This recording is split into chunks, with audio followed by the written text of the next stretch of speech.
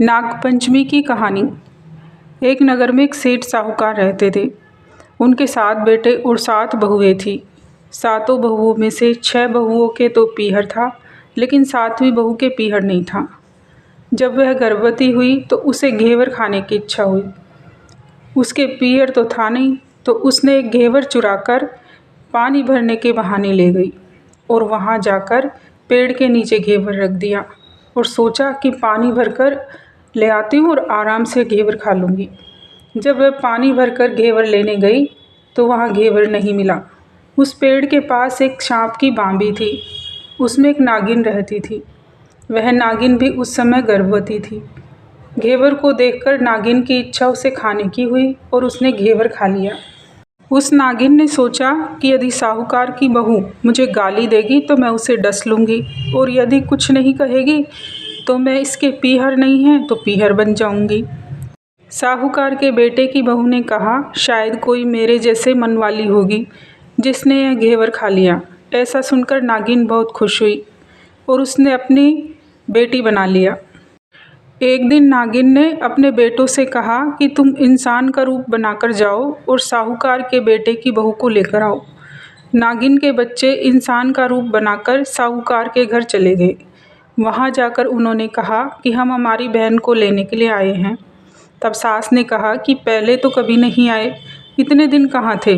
तब उन्होंने कहा कि जब हमारी बहन का जन्म हुआ तब हम नानी के घर थे, और शादी हुई तब हम परदेश कमाने के लिए गए हुए थे। उन लड़कों ने बहुत सारे कपड़े, गहने और मिठाइयाँ बहन की सास और उसकी जेठानियों के लिए दी। सास बहुत प्रसन्न हुई और जेठानियाँ उसे देखकर जल भुन गई। सास ने बहू को उनके साथ भेज दिया। बाबी के पास जाकर उन्होंने कहा, बहन हम नाग हैं। उस दिन जब तुमने पेड़ के नीचे घेवर रखा था तब तुम्हारा घेवर हमारी माँ ने ही खाया था। उन्होंने तुम्हें अपनी बेटी माना है, इस नाते से तुम हमारी बहन हुई। अब तुम हमारी पूँछ पकड़ लो और डरना मत। उसके कहने पर वह पूँछ पकड़कर बांबी में चली गई। वहाँ पर उन्होंने उसे बहुत सारा लाड प्यार और बहुत सुख से रखा। वहाँ पर उसने एक लड़के को जन्म दिया। जब उसका लड़का थोड़ा बड़ा हुआ तब पड़ोसन ने साहूकार के बेटे की बहू को सिखा दिया कि अगर तू तेरी माँ की इतनी ही लाडली है तो तू तेरी माँ से कहना कि आज तो नागों को दूध मैं ही पिलाऊंगी। पड़ोसन का ताना उसे बर्दाश्त नहीं हुआ और वह माँ से जिद करके नागों को दूध ठंडा करने लगी। अभी तक दूध ठंडा नहीं हुआ था, उससे पहले ही उसके बेटे ने घंटी बजा दी। घंटी की आवाज़ सुनकर छोटे बड़े सारे नाग दूध पीने के लिए दौड़ पड़े। जब उन्होंने दूध में मुंह लगाया तो बहुतों का मुंह जल गया। तब नाग क्रोधित होकर बोलने लगे कि हम बहन को काटेंगे। उसकी माँ ने उसे समझाया कि इसे मत काटो, यह तुम्हें आशीर्वाद देगी। तब नाग मान गए और सेठ साहूकार की बहू को माफ़ कर दिया। थोड़े दिन बीत जाने के बाद पड़ोसन ने फिर से ताना मारा कि यदि तेरी माँ तुझ पर इतना ही विश्वास करती है तो तुझे 7वें कोठे की चाबी क्यों नहीं देती। उसने माँ से जिद करके चाबी ले ली और जब ताला खोला तो अंदर झूले में नाग बाबा झूल रहे थे। उसने नाग बाबा से कहा, राम राम नाग बाबा। उन्होंने कहा कि तूने राम राम कर लिया, वरना मैं तुझे डस जाता। तब नाग देवता ने उसको 9 करोड़ का हार दिया। माँ ने अपने बेटों से कहा, बाई तो अब बड़े घरों में हाथ डालने लगी है, इसे इसके ससुराल पहुँचा दो। नागों ने साहूकार के बेटे की बहू को बहुत से गहने, कपड़े और सामान दिया और ससुराल पहुँचा दिया। थोड़े दिनों बाद ही उसका बच्चा झाड़ू तोड़ रहा था। ताई ने कहा, झाड़ू मत तोड़, इतना तोड़ने का शौक़ है तो तेरे नाना मामा के यहाँ से लाया होता। सांपों ने सुन लिया। माँ से जाकर कहा। माँ ने कहा, 2 तो झाड़ू सोने की बनवाओ, 2 चांदी की बनवाओ और बहन के घर देकर आओ। अब तो यह सब देखकर उसकी जेठानियाँ जल भुन गई। इसके बाद तो ताने मारने से धन बढ़ता ही गया।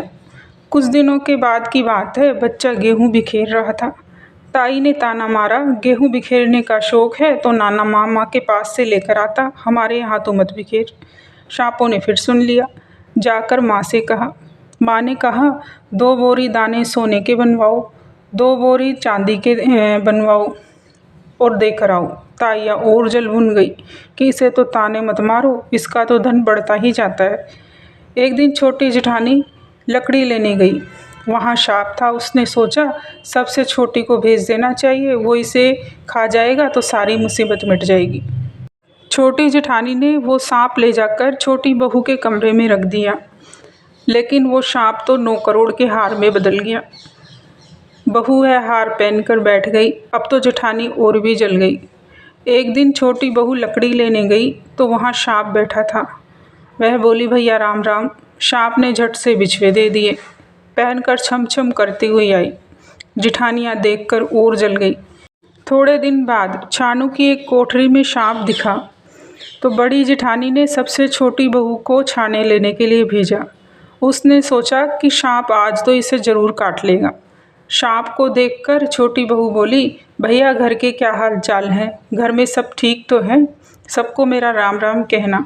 सांप ने सोने की अंगूठी पहना दी। जेठानियाँ फिर जल कुड़ गई। रात को जब छोटी बहू का पति दुकान से आया तो सास जेठानियों ने उसके कान भर दिए। तब उसका पति कहने लगा कि तुम्हारा पीहर इतना ही धनवान है तो कभी मुझे क्यों नहीं बुलाती। तब छोटी बहू ने बाबी पर जाकर कहा कि मेरा पति यहाँ अपने ससुराल में आना चाहता है। तब नागिन ने कहा कि ठीक है, मैं 2.5 दिन का पीहर बनूंगी, तब तक तुम दोनों आ सकते हो। दूसरे दिन सेठ साहूकार का बेटा और उसकी बहू सांप की बाबी की जगह महल बन गया, उसमें प्रवेश कर गए। वहाँ पर उनकी बहुत आवभगत हुई, बहुत सम्मान दिया। जब 2.5 दिन बीतने लगे तो बहू ने अपने छोटे बच्चे को काटना शुरू कर दिया, नोचना शुरू कर दिया। बच्चा रोने लगा तो वह अपने पति से कहने लगी कि बच्चे का मन यहाँ नहीं लग रहा है, अपने घर चलो। तो उसका पति बोला कि इतना बढ़िया ससुराल है, यहाँ इतना मान सम्मान मिल रहा है, मैं तो कुछ दिन और रहूँगा। लेकिन वो नहीं मानी। हार कर उसका पति उसके साथ चल दिया। पति भी बहुत चालाक था, वह अपनी धोती को वहीं भूल आया। रास्ते में आकर वह अपनी पत्नी से कहने लगा कि मेरी धोती तो वहीं रह गई। तब उसकी पत्नी बोली कि मेरी माँ ने इतना दिया है, धन दौलत जेवर, एक धोती के लिए इतना कर रहे हो। पर वो नहीं माना और चला गया अपनी धोती लेने के लिए। वहाँ पर देखा तो वहाँ कुछ नहीं, बियावान जंगल और एक कैर के झाड़ पे उसकी धोती लटकी हुई थी। तो वो आकर अपनी पत्नी से बोला कि ये सब क्या है? वो सब तुम्हारा घर पीहर था जो कहाँ चला गया? तब वह बोली कि मेरा कभी कोई पीहर था ही नहीं। मैं गर्भवती थी तो मुझे घेवर खाने की इच्छा हुई। आपकी माँ और भाभियाँ मुझे कुछ खाने को नहीं देती थी। तब मैं घेवर चुराकर जंगल में लाकर खाने वाली थी, लेकिन उसको एक गर्भवती नागिन ने खा लिया और मैंने उसे गाली नहीं दी। वो खुश होकर मुझे आशीर्वाद दिया और मेरा पीहर बन गई। तब से वही मेरा पीहर है। तब उसका पति बहुत खुश हुआ और उसे बहुत अच्छी तरह रखने लगा। हे नागपंचमी देवता, जैसे उसको पीहर दिया वैसे सब कोई को देना, कहानी कहने वाली को और सुनने वाले को, सभी को देना। इसी तरह और भी त्योहारों की कहानी सुनने के लिए हमारे चैनल को सब्सक्राइब करें। धन्यवाद।